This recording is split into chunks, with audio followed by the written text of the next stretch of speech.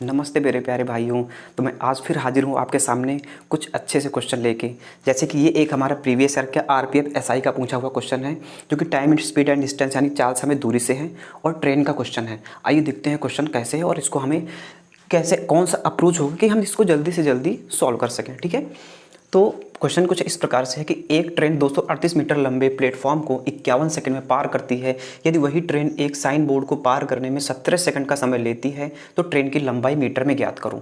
ठीक है, तो देखो हम फॉर्मूला तो इसमें लगा सकते हैं, लेकिन हम ऐसा अप्रोच ढूंढेंगे जो जल्दी से जल्दी कर सकें। तो उसके लिए हमें कुछ चीज़ें मालूम होनी चाहिए। देखो जैसे कि यहाँ पे ध्यान से देखो आप, जब ट्रेन जो होती है 238 मीटर लंबे प्लेटफॉर्म को क्रॉस करती है तो 51 सेकंड लेती है, और जब वो किसी साइन बोर्ड का मतलब किसी पोल को ही क्रॉस करती है तो वो 17 सेकंड का समय लेती है। तो हमें ट्रेन की लंबाई निकालनी है, यानी कि डिस्टेंस यानी कि दूरी निकालनी है हमें। अब यहाँ पे अगर ध्यान से देखो, हमें एक कॉन्सेप्ट पता होना चाहिए बहुत अच्छी तरीके से।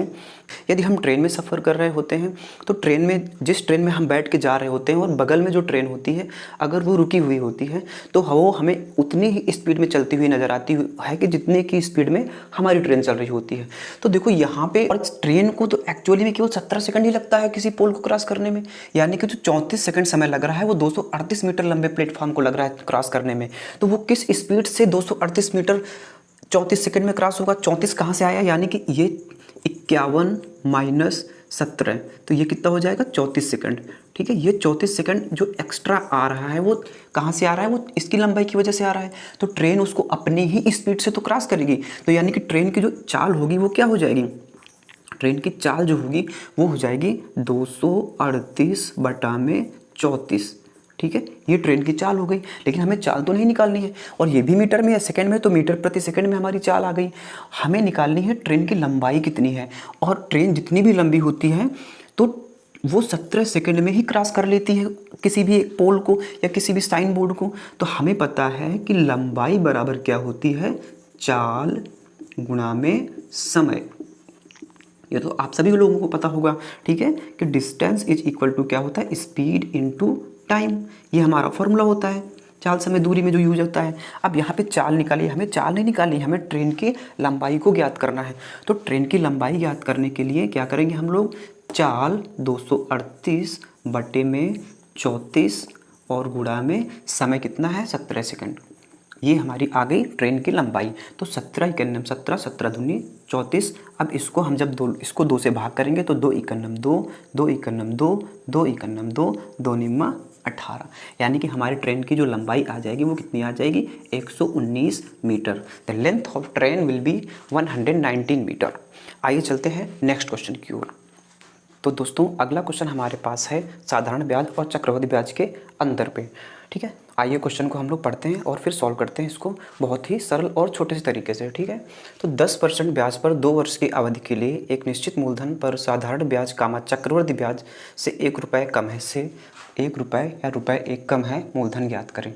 तो देखो यहाँ पे समझने की कोशिश करना। तो यहाँ पे देखो मेरे प्यारे भाई कि किस पे है? 2 वर्ष की अवधि के लिए चक्रवृद्धि ब्याज और साधारण ब्याज का अंतर है। दिया हुआ है हमें कितना रुपए? 1 रुपये दिया हुआ है। तो यहाँ पे इसका मतलब 2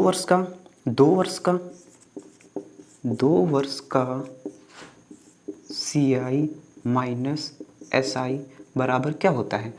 XY बटा में 100। ठीक है, इसका मतलब क्या हुआ?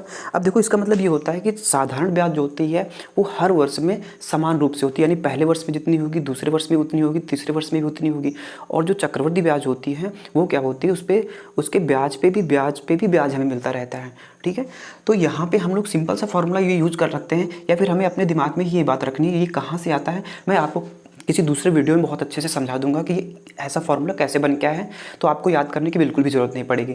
ठीक है, यहाँ पे x और y क्या होते हैं? अलग अलग सालों के दर होते हैं। तो यहाँ पे 10% जो दिया है दोनों साल के लिए सेम है, तो यानी यहाँ पे x और y का मान समान है। तो इस हिसाब से देखा जाए तो हमारे पास चक्रवृद्धि ब्याज और साधारण ब्याज का अंतर कितना आ जाएगा? 10 × 10 बटा में 100। ये दोनों जीरो इससे कैंसिल हो जाएंगे, तो यानी हमारे पास 1% आ जाएगा। और इसी 1% की वैल्यू 1% की वैल्यू हमें कितनी दी हुई है, 1 रुपये कम दी हुई है। ठीक है, 1% की वैल्यू क्या दे रखी है, 1 रुपये दे रखी है हमें। अच्छा, हमें ये बात तो पता है ना कि मूलधन हमेशा कितना होता है, 100% होता है। सिंपल सी बात है, अगर इतना आता है तो क्वेश्चन सॉल्व हो गया। अगर 100% होता है प्रिंसिपल हमारा और 1% है 1 रुपये, तो 100% कितना हो जाएगा, 100 रुपये। सिंपल सी बात है। कहने का मतलब ये है कि यहाँ पे अगर हम 100 से मल्टीप्लाई करा देते हैं तो हमें यहाँ पे भी 100 से गुणा कराना पड़ेगा। ठीक है, तो इसका मतलब ये हुआ कि 100% इज इक्वल टू 100 रुपीज़, 100 रुपये। और जो ये 100% है हमारा, यही तो हमारा मूलधन है, यही तो हमारा प्रिंसिपल है। ओके, समझ में आ गया? बस इतना सा क्वेश्चन हमें करना। ठीक है, आज हम लोगों ने ये 2 क्वेश्चन किए। आपको अगर नहीं समझ आया फिर से रिपीट करके देखो। मेरे वीडियोस को ज़्यादा से ज़्यादा शेयर करो, लाइक करो, और मैं अच्छे अच्छे ऐसे ही क्वेश्चन प्रीवियस ईयर के लाते रहूँगा और बहुत ही शॉर्ट ट्रिक्स में आपको बताता रहूँगा। ठीक है, ओके, धन्यवाद, नमस्ते मेरे प्यारे भाइयों।